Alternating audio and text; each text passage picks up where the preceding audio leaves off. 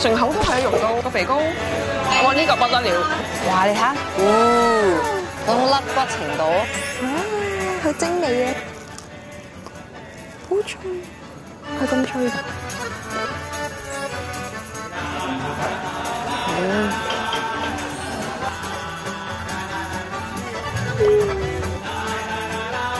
呢一度係師奶片妥，完全係諗唔到要買邊樣好，樣樣都好想買，間間都好靚，間間都唔同特色。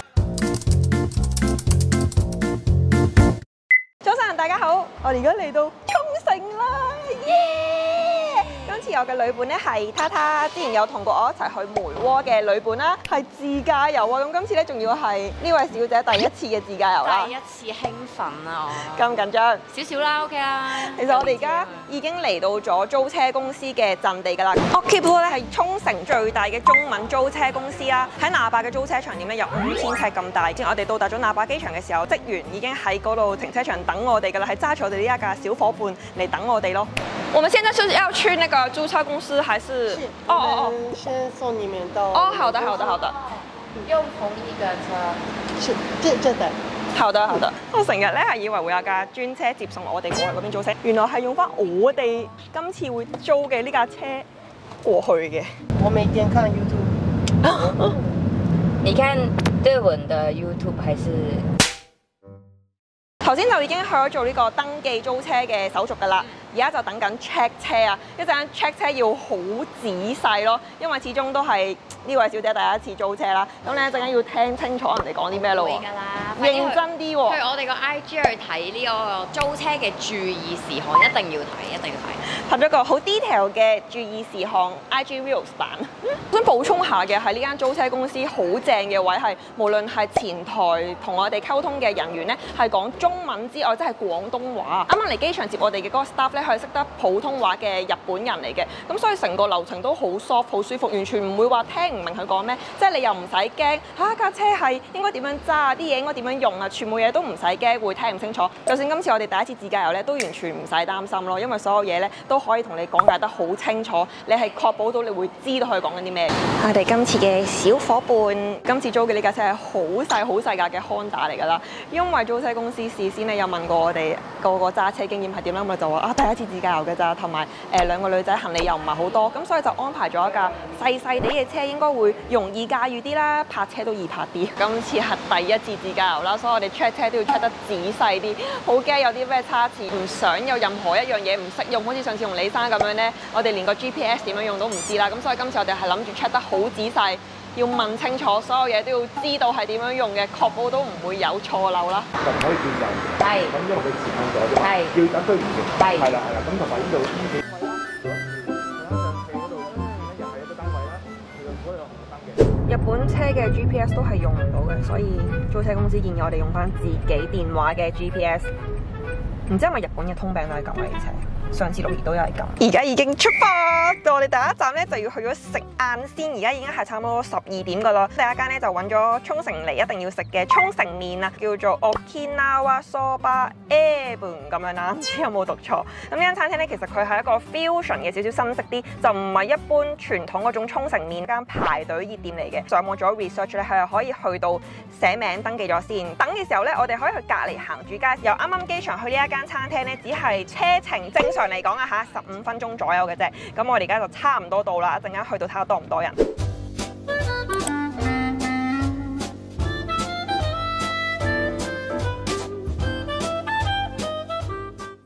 嚟到咧又冇想象中咁多人喎，我哋喺個登記紙上面咧見到前面只係得2台客人嘅啫，咁所以我哋喺度揀埋泊車得嚟咧，等咗陣就入咗嚟啦。咁入到嚟咧就首先落咗單先啦，都係入到嚟餐廳同一般嘅拉麵店唔同啦，即係佢唔係一個獨立 counter 圍住吧台。我哋而家2個人咧就坐咗張大嘅4人台，店而家都係滿咗人，但係你唔會覺得係好逼。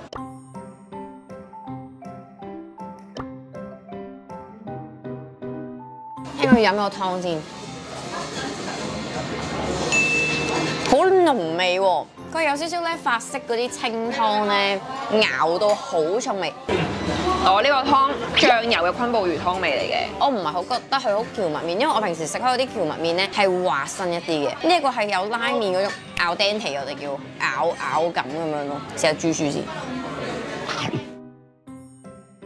好特別喎！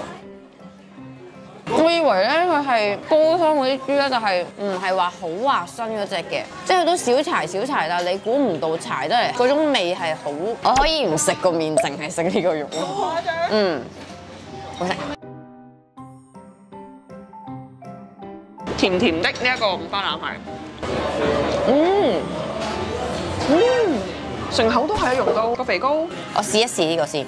哇！你睇下，嗰種甩骨程度喺唔喺度啊？幾易甩骨。哇！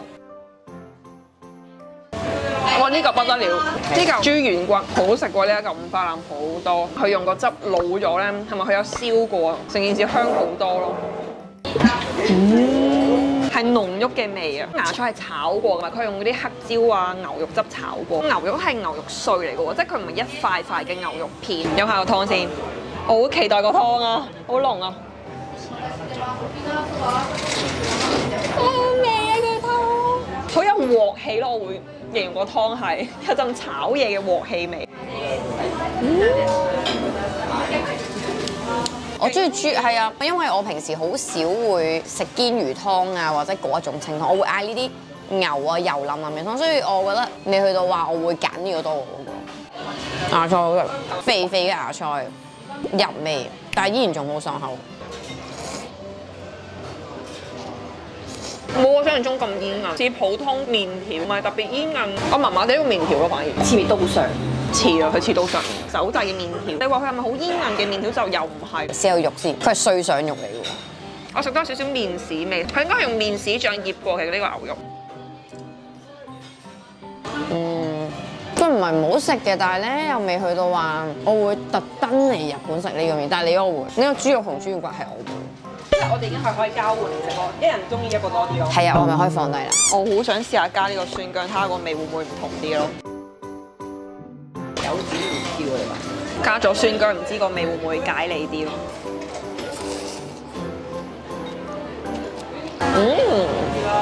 有豐富度。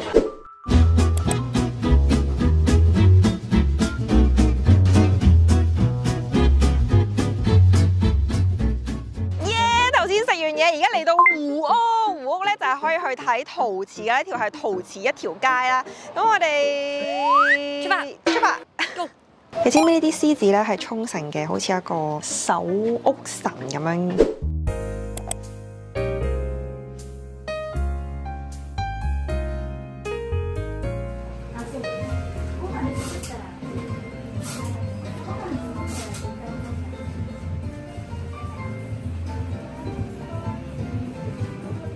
呢一條湖屋街好靚啊！全部左右兩邊咧都係一啲陶瓷嘅鋪頭啦。咁啲陶瓷鋪頭唔單止有陶瓷，裏邊仲有玻璃添嘅。咁因為沖繩係好出名做呢個陶瓷同埋玻璃，不過就多數都係賣陶瓷嘅多。啲鋪頭外面咧都擺咗好多一啲獅子啊。咁呢個獅子咧喺沖繩其實係象徵住佢哋嘅好似守門神。呢條街雖然唔係好長，但係佢啲鋪頭都幾密集㗎，同埋全部個外形都好可愛啊！啲鋪頭間間嘅特色都有少少唔同，都係佢哋自己做嘅，多數都係啲手繪風咁咯，好中意啊！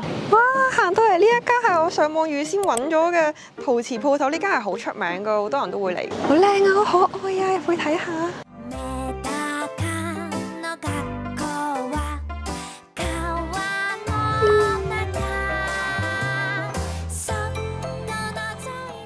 好靚啊！呢間鋪頭賣嘅嘢都全部都係好細件。呢一度係師奶天堂，完全係諗唔到要買邊樣好，樣樣都好想買，間間都好靚，間間都唔同特色。呢一間係全部啲嘢都係好小巧、好精緻，係可愛風嘅，用紅孔做主題啦，有啲係用鸚鵡做主題咁樣咯。好難入手啊，好難揀啊，完全係無從入手喎，有選擇困難症啊！而家嚟到。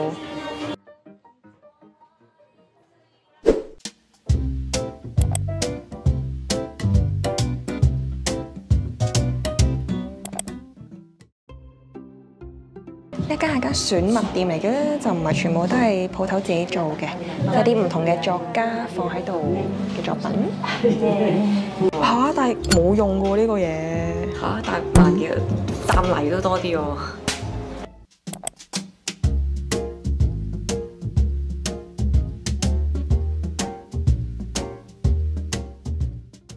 頭先呢間鋪頭就唔係好大啦，但係裏邊啲碗嘅設計全部都係小碎花，偏小清新，日系可愛風。啲鋪頭我全部都唔 exactly知道點讀，但係我盡量都有影到名牌。咁大家如果真係要揾嘅話呢，就可以跟住嗰個鋪頭名嚟去揾啦。呢度成條街其實啲鋪頭都好近，好易揾嘅，即係每一間鋪頭由街頭呢掃到落去街尾就會揾到㗎啦，唔難揾嘅，完全唔係啲咩轉去窿窿罅罅咁樣啦。幾間我覺得特別要行嘅就係頭先有間紅紅㗎啦，連個鋪面都好靚㗎啦，望就知道好文藝、好清新㗎啦。咁另外有啲咧就比較古老啲、傳統啲嘅鋪頭，嗰啲就麻麻地款式，我覺得有啲太傳統得滯啦。呢位小姐堅持而家要去消費，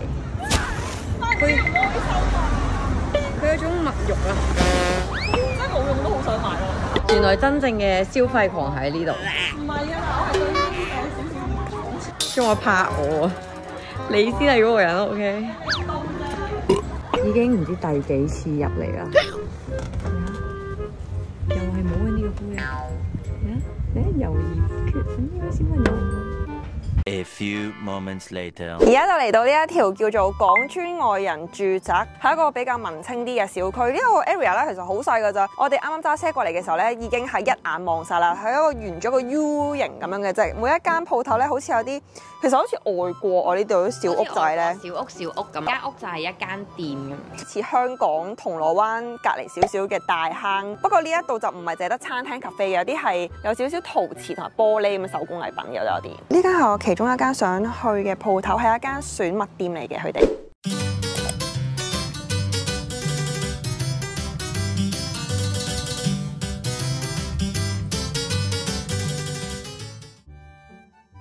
收得好滑好圓嘅喎，唔係就咁一個木碗咯，而且佢個邊邊有啲顏色，呢啲有啲花喺度添喎，都幾靚喎，呢個隔熱手套咁樣。我以為俾貓貓喎。佢係可以咁樣，即係譬如呢個係熱碟啦，咁咪咁樣成個拎起咯，3000幾都 OK。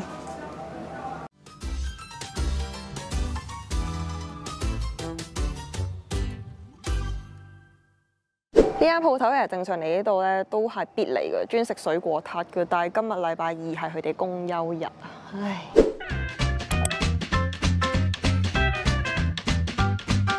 啊，呢間有盆栽啊，係真係貨種植花盆嚟嘅，因為佢個底有窿嘅。好印第安風喎，個圖騰。呢一度啲陶瓷款式咧，可能因為佢哋選物店咧，即係有揀過嚟嘅，靚過頭先湖屋嗰邊啲陶瓷嗰啲。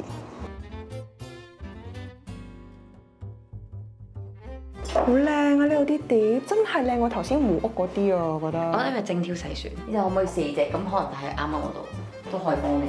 我中意呢隻喎。我要呢隻，我係 Hazy。反而呢一度啲嘢咧，我覺得係比頭先湖屋平咯。唔得，頭先湖屋我買唔到嘢，好唔開心。喺呢一度我點都要買到一樣嘢，係至少買一樣。所以佢買2樣。呢間鋪頭咧，仲有啲藤籃啊、拖鞋啊咁樣啦，一定要除鞋先至可以上去嘅。但係太唔三唔四啦，啲 size 真係。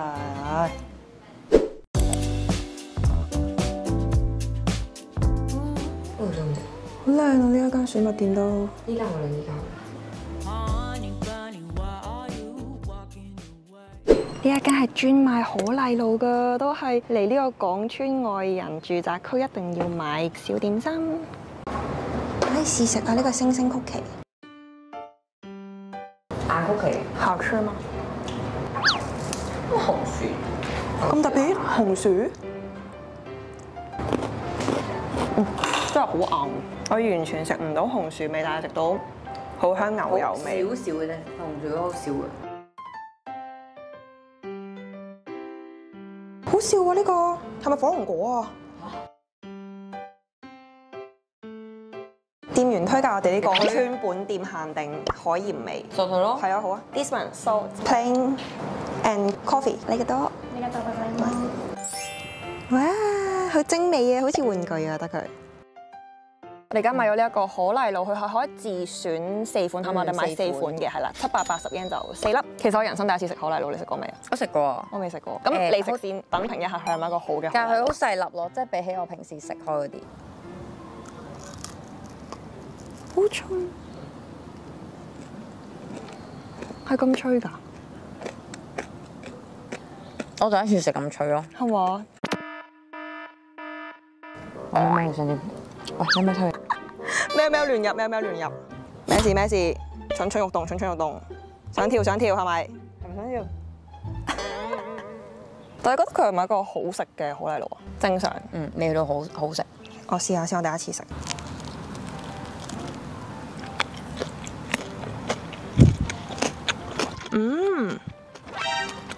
甜甜焦焦咁樣咯，好似布甸啊，同埋佢唔係好甜，我覺得好食喎。我嫌佢個底燶咗啲啲，但我 like 咯，我中意微苦，同埋不嬲中意焦糖咯。但係如果普通嘅焦糖雞蛋布甸咧，我就唔中意，因為太甜。但係呢一個完全唔會，係咪中間軟心咁樣好味？一般嗰啲冇呢個脆感㗎。有，但係冇咁脆咯，條邊嗰啲咁脆。780 yen 即係當佢200 yen 一粒。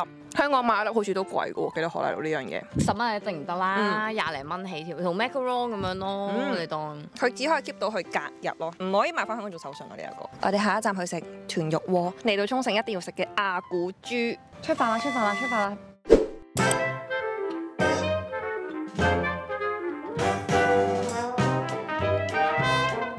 而家終於嚟到夜晚食晚飯啦！我哋今晚就係食嚟到沖繩一定要食嘅阿古豬啦。咁呢一間餐廳咧就叫做神前阿古，睇下先。神前阿古蒜鍋，中文譯翻就係咁樣叫啦。成間餐廳就唔係好大，好似入咗去 Muji 餐廳，全部都係淺綠色主題。好彩我係上網 book 咗，因為啲位真係唔多。咁除咗我哋而家坐緊呢個係卡位嚟，隔離仲有幾張係吧台，亦都有幾張大少少係榻榻米位置。餐廳就專食我頭先講嘅阿古豬火鍋，咁所以台都見到一個鍋喺度。火鍋 set 咧係要2個人起跳嘅，咁每人就係5500 yen。既然你喺沖繩啦，所以我哋就2個都嗌咗沖繩特有嘅沖繩火鍋 set 啦。試下呢個阿古豬。而家上咗個頭盤，有沖繩一定要食嘅海葡萄。好正啊！佢咁樣好爽爽。佢呢啲前菜都好好食喎。阿古豬係沖繩當地豬嘅品種啦，佢嘅游離氨基酸含量係普通豬肉嘅3倍啊，而越多游離氨基酸係會令到豬肉更加之好味，所以阿古豬嘅肉咧係會越咬越香。佢嘅膽固醇含量只有普通豬肉嘅1/4嘅啫，肉質柔軟啦，紋路都好細緻，而且冇豬腥味，色澤都特別靚嘅。而餐廳嘅服務都好好，有專人幫我哋烹調添嘅。哦，係我最愛嘅肥膏喎！試下呢個阿古豬有咩來頭先。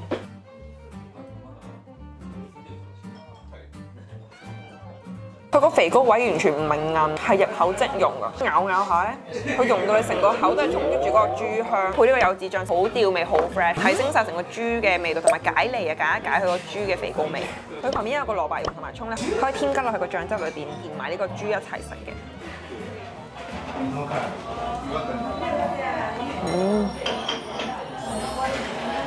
我好中意多肥膏真係，雖然你食到個嘴係油淋淋，但係唔膩咯，同埋一啲都冇嗰陣豬騷味啊！但係好想配飯嚟㗎。一般食阿古豬最好就係用清湯火鍋形式，咁樣先可以食得出豬肉最原本嘅味道。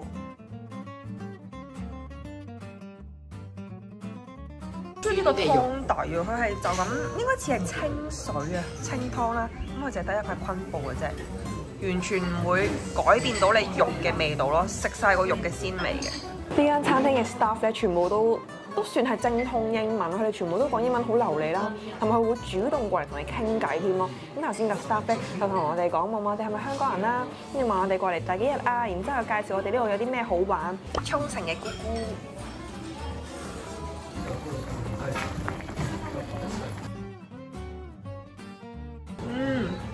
好甜喎真係。係啊。好爽啊真係，爽脆。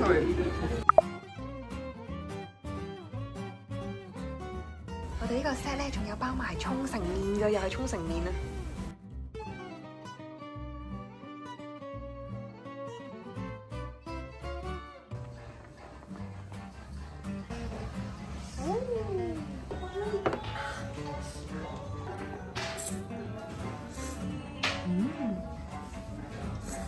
哇！已經人好多。今朝麵好食啲，而家呢個好食啲。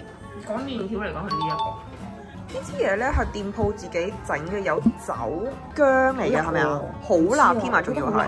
其實我哋加完少少之後咧，聞到佢已經係好淡酒味啊！我唔係好中意啊個味道。好熱火嗰種啊！點解會咁辣嘅？你本身食唔食得辣嗰啲？我識辣，但係唔係辣椒油啊！唔得，你搞到我好想試，好奇心發作。喂，我唔形容唔到啊！擔憂喎，食佢先講啊！但係我好臭佢㗎，我覺得好多因為。建議你唔好咁大膽，我啱啱係倒得多嘅。唔辣啊？咩？我冇到辣啊！我而家冇㗎啦，但係嗰種辣係啲都唔辣嘅，點解我覺得好微好微？你倒多次。唔落啦，因為個味我唔係中意啊。嗰種唔係肉鮮肉死嗰隻嘅，但好火辣咯！我覺得哇，點解會咁辣？你明唔明啊？唔加紅啲，唔加嗰啲。我哋個 set 咧係有包埋呢個甜品，佢一個係雪糕，一個係雪巴嚟嘅。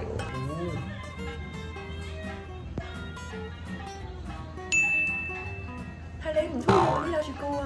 但係好 creamy 嘅雲呢拿雪糕。我唔中意，冇特別中意啫。個雪巴好解膩，係柚子味嚟嘅。你食下係咪？我覺得好食喎。嗯，我覺得有啲雪糕出食喎。係你一定要食完雲呢拿再食柚子咯。即係人均5500 yen 包晒所有嘢啦。佢個豬係高質嘅，真係比起一般嘅居酒屋或者可能比起一般餐廳貴少少，但係以呢個環境啊、呢個 service 啊同埋呢個食物質素咧，好可以。5500 yen 其實計翻港幣即係300蚊左右咯。300蚊一個 dinner 嚟講係好 OK 嘅。